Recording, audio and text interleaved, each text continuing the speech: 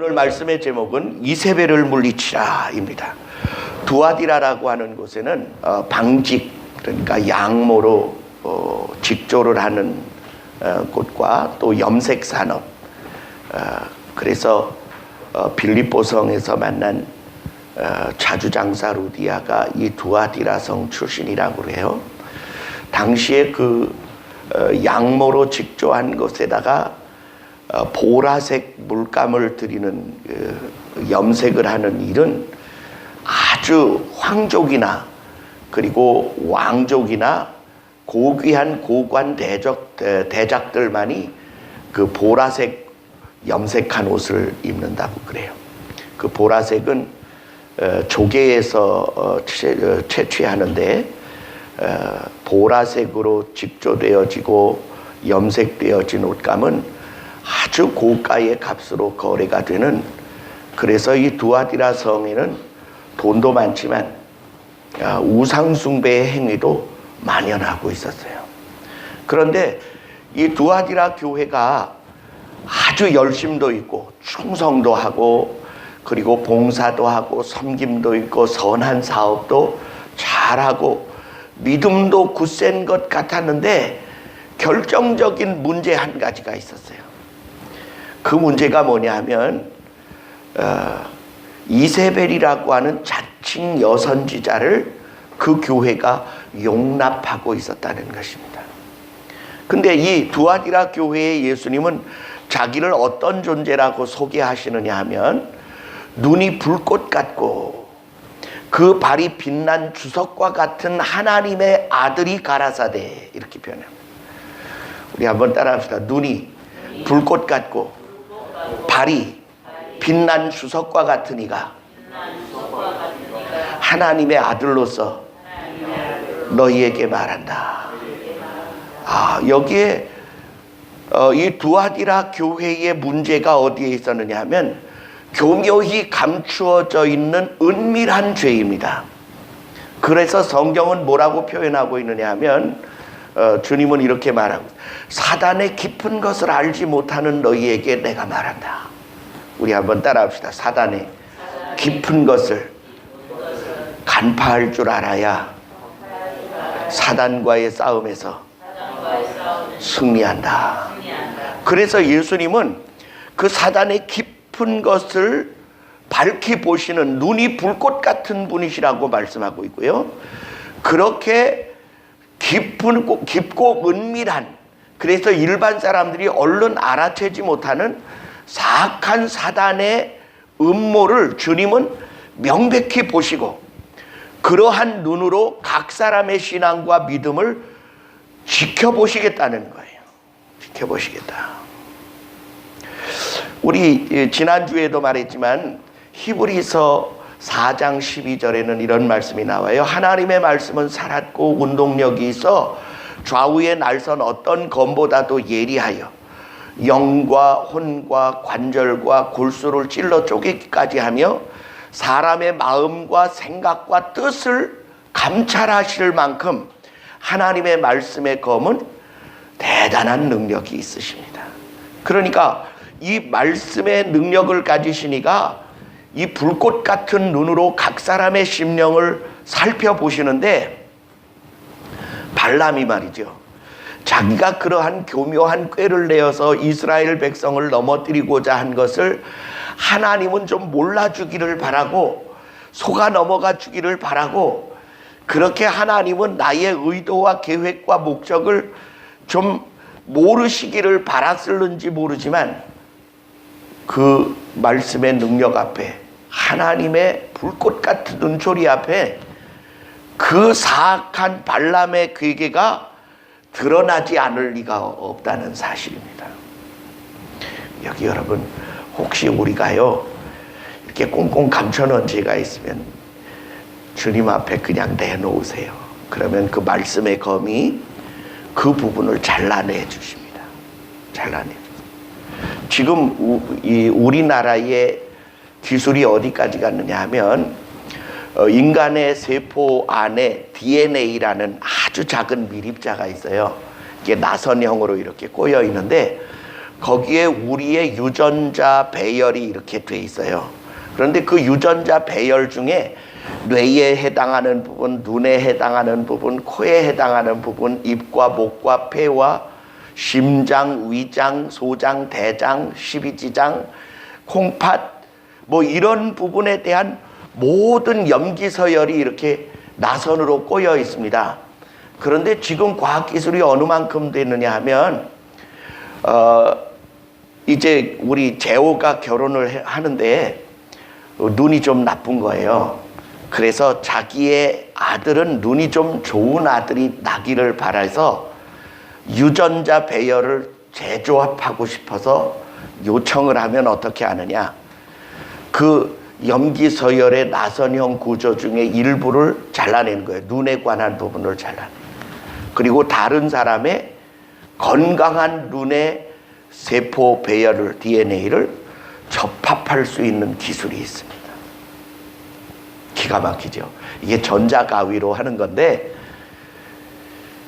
그 눈에 보이지도 않는 작은, 그것도 세포의 일부 중에 한 부분을 잘라내기도 하고 붙여넣기도 하는 기술이 있는 이 시대에 그래도 안 되는 게 하나 있어요. 사람의 마음과 생각은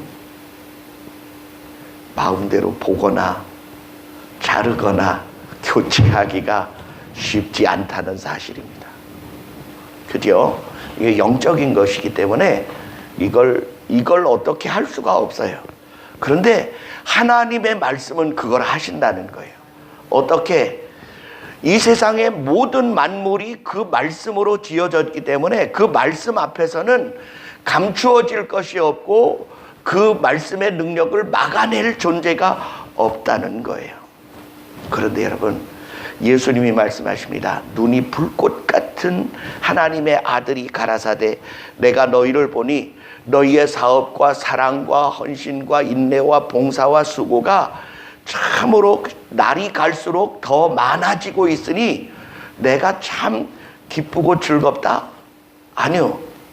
기쁘고 즐겁다가 아니라 너희의 처음 행위보다 지금 그러한 선한 일들이 더 많아지고 있는 것은 참 좋은 일이지만 이 문제를 해결하지 않으면 너희의 그 모든 은혜가 다 무너지게 된다. 그러면서 뭐라고 말씀하시느냐 하면 이렇게 말씀해요. 너희 중에 여선지자가 하나 있는데 자칭 자기가 선지자라고 말한다. 그런데 그가 이세벨과 같은 사악한 의도를 가진 거짓 선지자다. 여러분, 이세벨이 누구냐 하면 엣바알이라고 하는 시돈 땅 왕의 공주로 태어났어요. 아마 상당히 아름다웠던 것 같아요.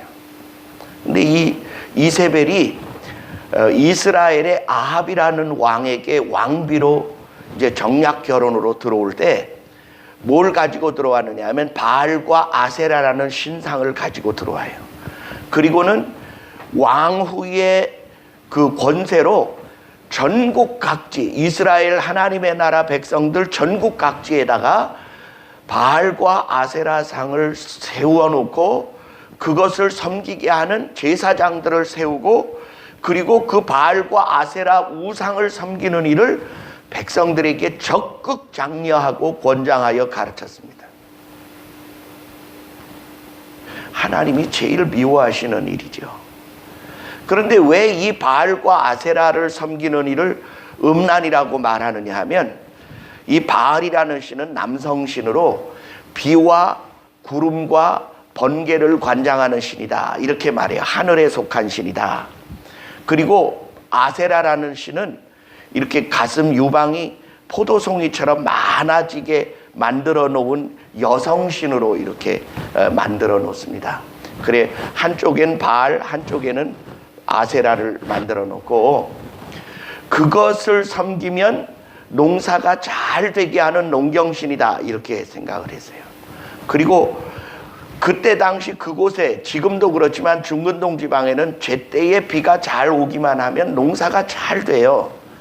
그래서 그곳에 비가 자주 좀 잘 오게 해달라는 우리나라의 기우제 비슷하게 이스라엘 백성들이 바알과 아세라 신을 섬기면서 하늘이 비를 주고 땅이 열매를 잘 맺는 이 바알과 아세라 신을 섬기기 위한 우상 숭배를 따라하기 시작했습니다.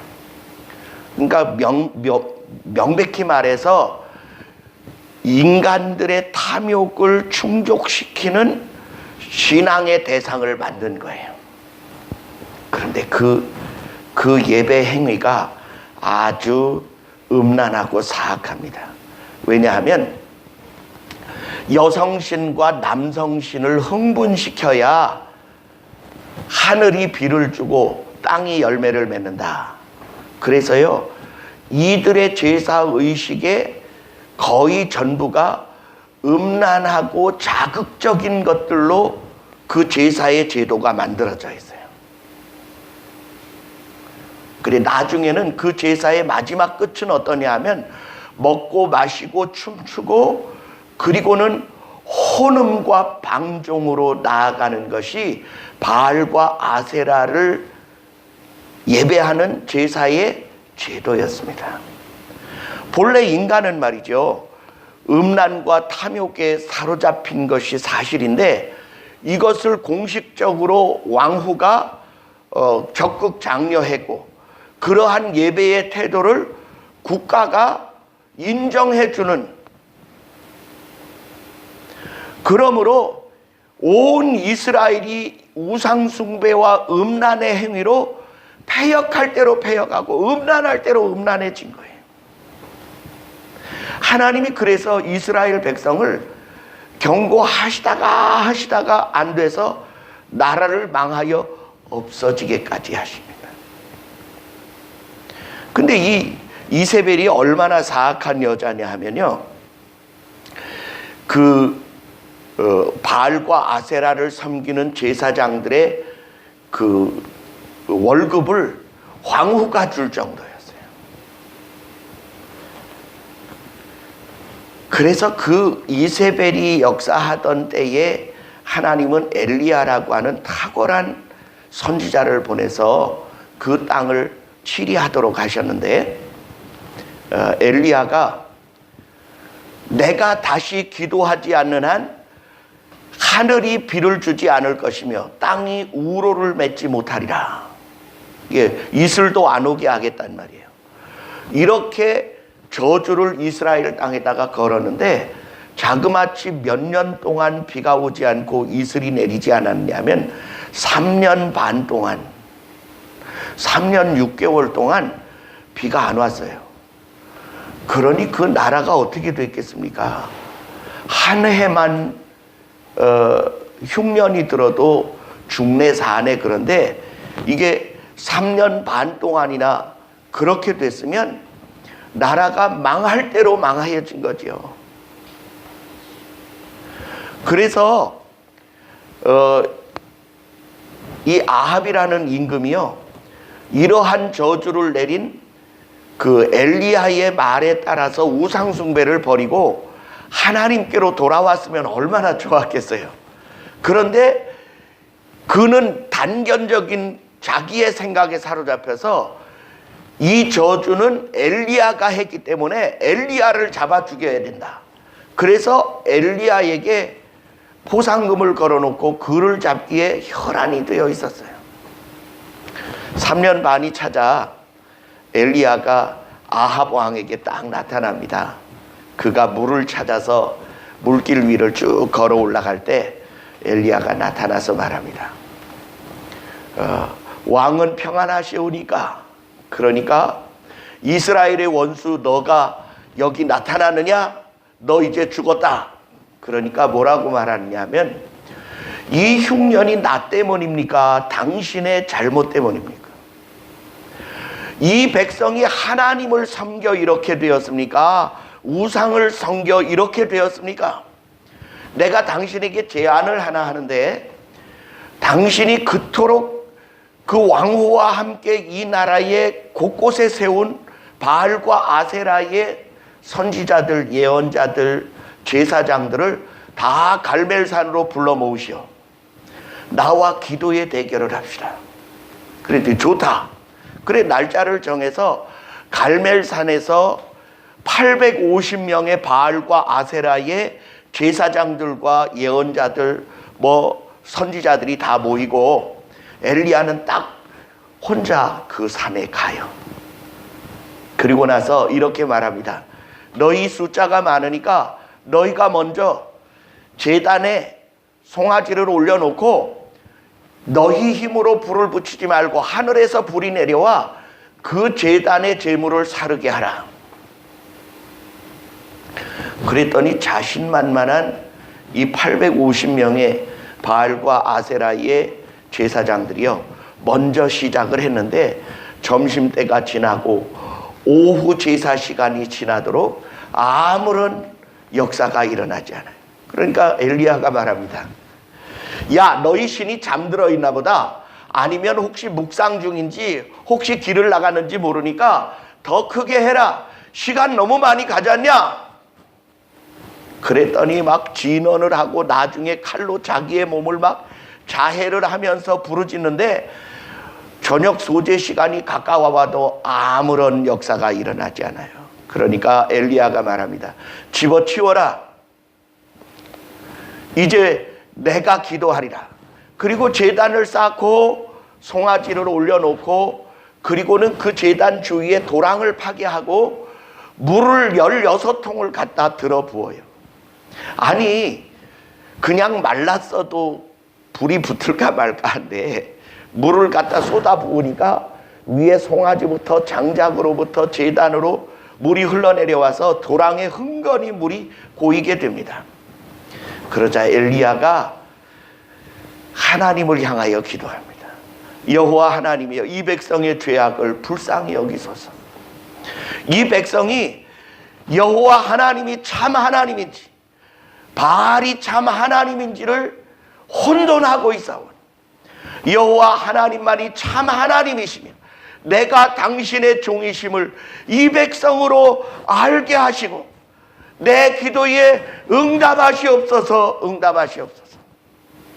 그러자 하늘에서 불덩어리가 확 내려와 가지고 한순간에 그 제단의 제물과 장작을 태우고 얼마나 불길이 셌는지 도랑에 고여있던 물이 싹 핥은 바 되어져 버렸어요.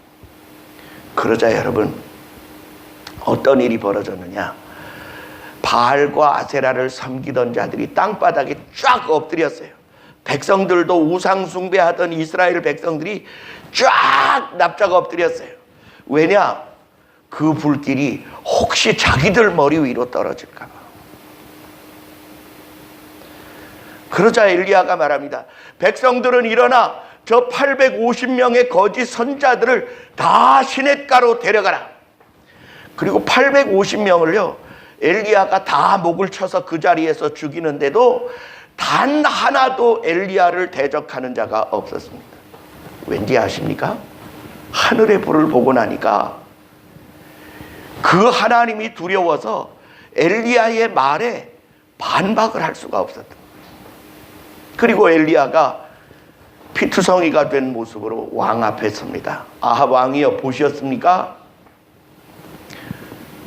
그리고는 잠시 기다리십시오. 이제 하나님이 이 땅에 비를 주실 것입니다. 그리고 다시 그 산 꼭대기에 올라가서 머리를 무릎 사이에 놓고 7번 기도하고 난 이후에 작은 손바닥만한 구름이 일어나나이다. 그러니까 왕 앞에 다시 갑니다. 큰 비의 소리가 들리니 마차를 정비하시고 왕의 궁까지 가는 길을 내가 안내하리이다. 그러더니 비가 쏟아지기 시작하는데 얼마나 쏟아지는지 길을 찾기가 어려울 지경이에요. 그런데 여러분, 그 엘리야가요, 그 빗속을 뚫고 왕궁까지 그 마차를 안내해서 데려갑니다. 제가요 1968년도 저기 강원도에 살았었는데 비가 얼마나 많이 왔는지 그때 홍수로 죽은 사람 숫자가 100명이 넘었어요. 곳곳에 사태가 났는데 한참 비가 쏟아질 때 우리 집사님네 과자 도매상이 비에 넘친다고 과자 좀 옮겨달라고 그래서 이렇게 양동이를 쓰고 이렇게 가는데 말이죠. 빗방울이 얼마나 세게 튀는지 무릎 정도까지 안개가 낀 것처럼 보이지가 않는 거예요. 땅바닥이 세게 떨어져서 튀어오르는 빗방울이 마치 구름이 덮인 것 같아서 자주 다니는 길이 아니면 걸을 수 없을 지경이었어요.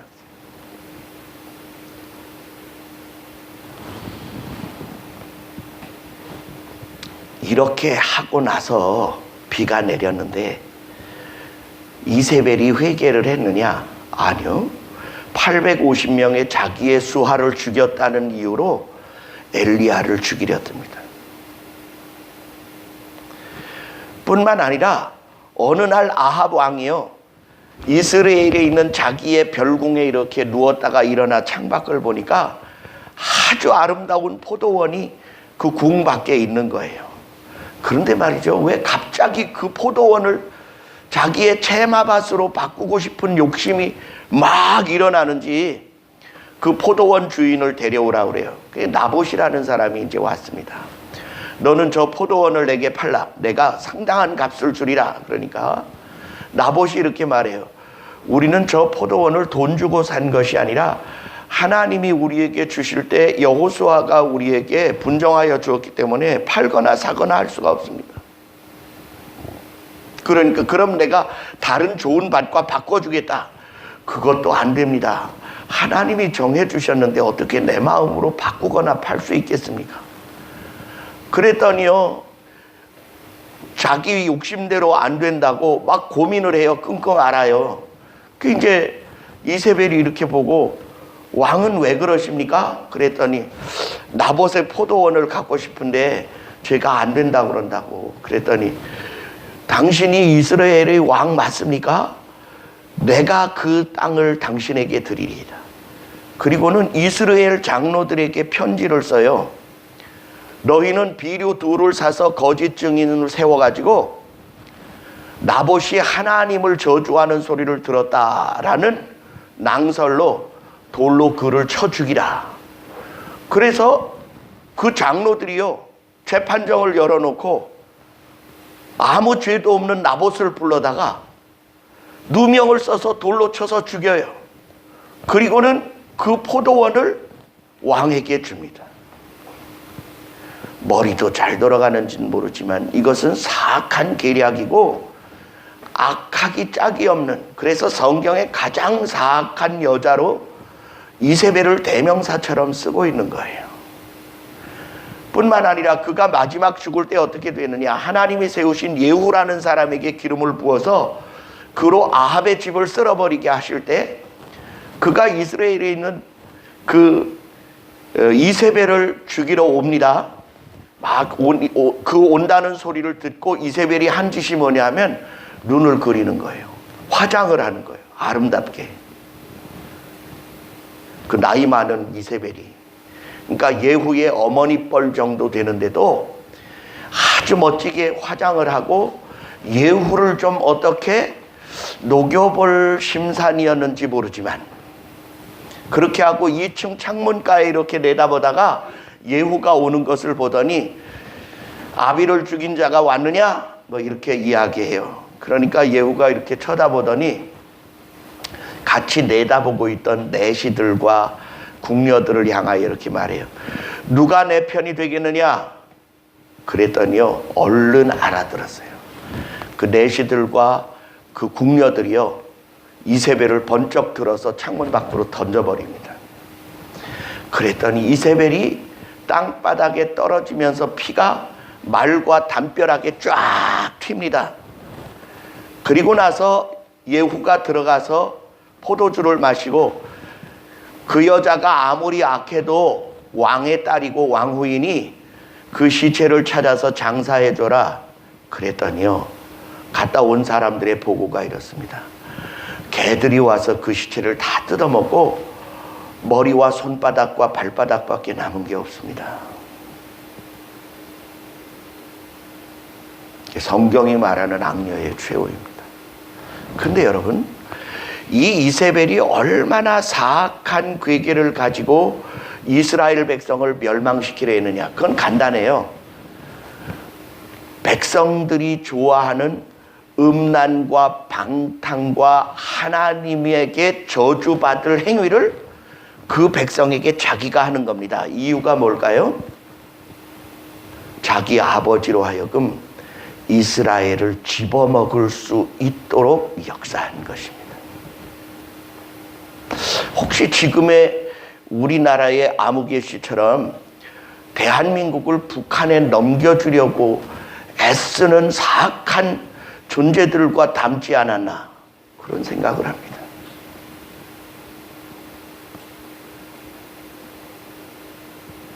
근데 말이죠, 이 사악한 이세벨의 이 깊은 사탄의 깊은 이 속셈이 나쁘게 보여지지 않는 우리 속에 악함과 공명을 일으킬 내용들이 우리 안에 있다는 사실. 앞에 서 있는 조 목사는 예쁜 여자 보면 참 아름답다 그런 생각 안 할 것 같아요. 남 얘기할 게 아니에요. 조 목사도 그래요. 어느 사람이나 마찬가지.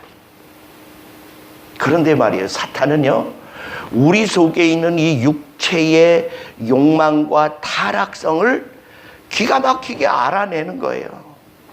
그리고 그 꼬투리를 붙들고 우리를 파멸로 몰아가고 하나님과 원수되게 하는 것이 사단의 계략이라는 사실입니다. 그래서 우리는요, 사단의 이 교묘한 수법을 우리 자신을 보고 얼른 깨달아야 돼. 아, 성령이 내게 지금 이거 깨닫게 하시는구나. 깨달으시면 아멘. 아멘. 아멘. 눈이 불꽃 같은 주님과 영과 혼과 관절과 골수와 마음과 생각과 뜻을 분별해내는 그 하나님의 말씀의 그 날카로운 검끝 앞에서는 숨길 것도 숨을 것도 피할 것도 없다는 사실입니다. 그런데 말이죠, 너희가 회개할 기회를 내가 주었는데, 그 여자에게 회개할 기회를 주었는데 그 여자 회개 안 했다. 기회가 지나갔다. 그런데 그 여자와 같이 간음하는 자들은 내가 큰 환난에 던질 것이고, 두 번째로는 내가 사망으로 그 자녀를 죽이리라, 이렇게 말합니다. 비유가 좀 잘 됐을는지 모르지만 혹시 그렇지 않기를 바라는 마음에서 제가 이런 이야기를 합니다. 어느 목사님에게 외동 아들이 있었어요. 하나밖에 자녀가 없었어요. 근데 이 외동 아들이 잘 자라가지고 군대까지 잘 갔다 왔어요. 군대에서 전역하는 날 친구들과 함께 한잔 했는데 그만 자동차 사고로 그 자리에서 죽었어요.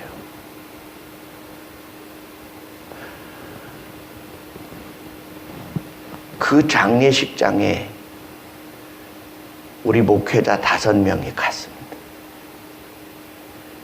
그런데 제 마음이 참 복잡했어요. 하나님, 왜 이런 일이 일어나야 됩니까? 근데 하필이면 그 회장이라는 목사님이 저에게 기도를 시키는데 할 말이 없는 거예요. 기도하다가 제가 울었어요. 하나님, 저는 왜 이런 일이 벌어지는지 잘 모릅니다.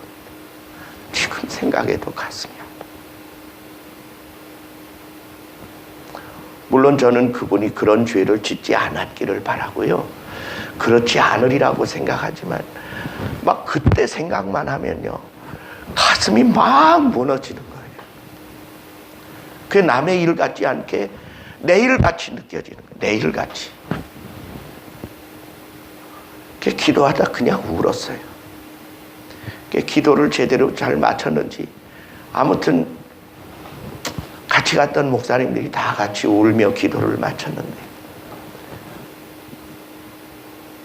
여러분, 우리는 우리 자녀가 얼마나 소중한 존재인지 평소엔 몰라요.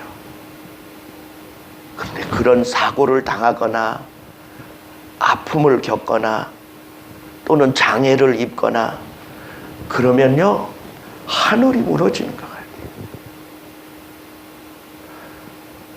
사람에게 충격을 주는 가장 큰 두 가지 사건이 있는데, 자기가 죽거나 병드는 것보다 더 큰 충격을 가져오는, 그래서 치유 프로그램의 가장 높은 단계의 점수를 매기는 게, 첫째는 부모가 죽는 것, 아내가 죽는 것, 자녀가 죽는 거라는 거예요. 그 중에 가장 아픈 게 자녀가 나보다 먼저 죽는 겁니다. 그래서 모든 부모는 자식이 죽으면 가슴에 묻는다고 그래요.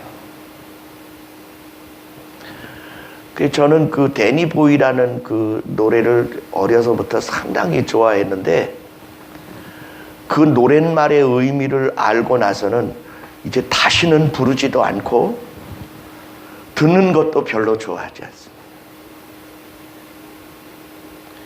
그 가사가 이렇습니다.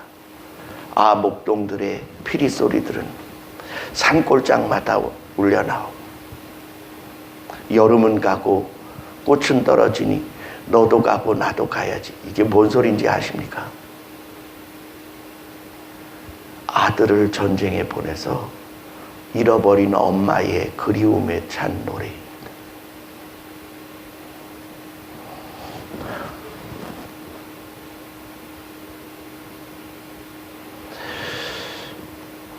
제가 여러분에게 간곡히 권면하기는, 세상이 음란으로 막 가니까 뭐 그 정도 죄는 누구나 다 짓지 않느냐, 그렇게 생각하시지만 그렇지 않아요. 그게 만약 내 삶에 다가와 내 삶을 갉아먹기 시작한다면 돌이킬 수 없는 치명적인 결과를 가져오게 돼요. 주님 말씀하신다.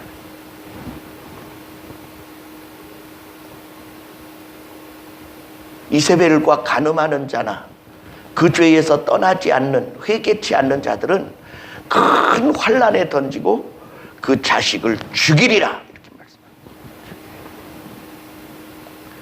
눈이 불꽃 같은 주님이 사단의 깊은 것을 우리에게 알려주시는 거예요. 사단이 우리를 어떻게 죽이고 멸망시키고 저주에 빠뜨리고 우리를 자멸케 하실 것인지를 명백히 가르쳐 주십니다. 우리는 사탄의 깊은 음모를 다 알지 못합니다. 그런데 주님은 아십니다. 그래서 우리에게 가르쳐 주시는 거예요. 그래 이렇게 말씀해요. 나는 사람의 뜻과 마음을 살피는 자인 줄을 만민이 알게 될 거라는 거예요. 모두가 알게 될 것이라는 거예요.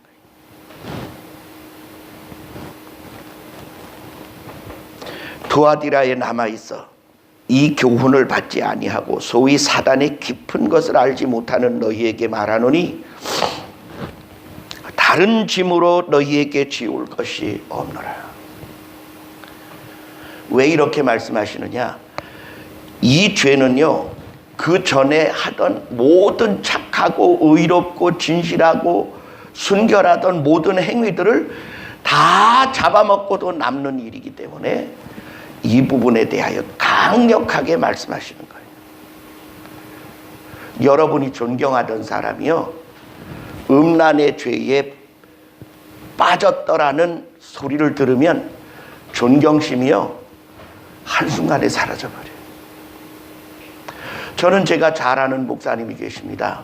평생을 그 장로교 고려파의 가장 존경받는 목사님으로 많은 분들의 존경을 받고 수많은 훌륭한 믿음의 후배들을 배출해서 한국 교회를 든든히 세워가던 목사님이었어요. 이 목사님이 돈과 여자에 딱 사로잡히자 한순간에 그 존경과 고귀함이 싹 사라져가는 것을 느꼈어요. 사람도 그러하거든. 그래 여러분, 우리가 훌륭하거나 대단한 사람이 되지는 못할지언정 이 두 가지에서 떠나세요. 돈과 음란과 탐욕에서 떠나세요. 그러면 주님이 여러분을 존귀하게 사용하십니다. 정말로 존귀하게 사용하십니다. 그러므로 여러분, 내가 올 때까지 내가 너희에게 명한 것을 굳게 잡으면 주님이 어떻게 하시겠대요? 만국을 다스릴 철장과 같은 권세를 너희에게 주고 너희 원수들은 마치 질그릇과 같아서 슬쩍만 갖다 대도 부서지게 하는 능력을 내가 너희에게 주겠다. 두 번째로, 내가 새벽별을 너희에게 주리라. 여러분, 이 새벽별이 뭔지 압니까?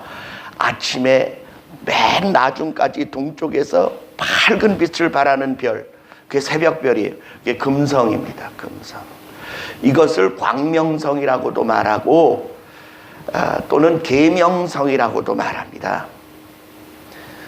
근데 이 계명성, 광명성에 대한 오해가 조금 있어요. 사탄을 계명성이라고 했었어요.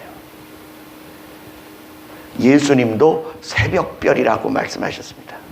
그래서 지금 천주교가요, 예수 그리스도가 사탄이라고까지 이야기해요. 미쳤어요. 이 논쟁이 저 장로교 신학대학에서 벌어졌습니다. 그런데 여러분, 계명성은요, 공식적 명칭이에요. 우리나라의 대통령이라는 명칭과 같은 명칭입니다. 그러면 대통령은 박근혜도 되고 문재인도 되고 노무현도 되고 이승만도 되는 거예요. 아셨죠? 공식 명칭이 새벽별, 광명성, 계명성입니다. 먼저 그 계명성이라는 이름을 사단에게 루시엘일 때 주었으나 그가 자기의 직분을 박차고 나가는 순간 박탈된 거예요. 믿으시면 아멘. 어떻게 사탄이 예수님입니까? 그래서요, 재작년 부활절에 그 로마 교황청 앞에서 부활절 새벽 미사 때요, 세상에 천주교 사제가 나와서요, 루시퍼여 당신은 우리의 하나님이십니다, 이따위 노래를 불렀어요. 이게 공식 명칭인지 고유 명칭인지도 구별이 안 돼가지고요, 거대 가톨릭이 이런 미친 짓을 했다고요. 그런데 여러분, 그 영광스러운 계명성 새벽별을 누구에게 주겠다고요? 우리에게 주시겠대요. 무엇에 따라 주십니까? 사단의 깊은 것을 간파하고 우리를 멸망시키려는 사단의 계획을 깨뜨리고 우리를 멸망과 저주 가운데 던져지게 하여 하나님과 원수되게 하려는 사단의 계획을 깨뜨리는 사람들에게 계명성을 주시고, 계명성이라는 새벽별이라는 명칭을 우리에게 주시고, 만국을 질그릇같이 부시는 철장과 같은 권세를 우리에게 주시겠다 말씀하셨습니다. 여러분, 두아디라 교회처럼 시험을 이기고 사단의 깊은 것을 간파하고 믿음으로 승리하는 영광스러운 성도가 되시기를 예수님 이름으로 간곡히 축원합니다. 기도하겠습니다. 사랑의 아버지 하나님, 눈이 불꽃 같고 발이 빛난 수석 같은 하나님의 아들이 가라사대 나는 사람의 마음과 뜻을 감찰하시는 자라 말씀하시며 사단의 깊은 것을 알지 못하는 너희에게 권하노니 너희의 모든 아름다운 사랑과 믿음과 수고와 충성과 헌신을 한꺼번에 잡아먹으려 하는 자칭 여선지자라 하는 이세벨의 사악한 괴계를 간파하고 그들에게서 떠나라 말씀하시네. 오늘 우리가 순종하기를 원하오니 세상을 철장과 같은 권세로 다스릴 수 있는 하늘의 권세와 새벽별과 같은 영광스러운 호칭을 우리에게 주시는 은혜의 결과를 힘입게 하여 주옵소서. 성령이 말하게 하심을 따라 우리가 주의 말씀을 들었사오니 주여 우리로 하여금 주님 앞에 은총과 귀중히 여김을 받는 승리의 삶을 살아가게 하옵소서. 예수님 이름으로 감사하며 간절히 기도하옵나이다. 아멘. 아멘.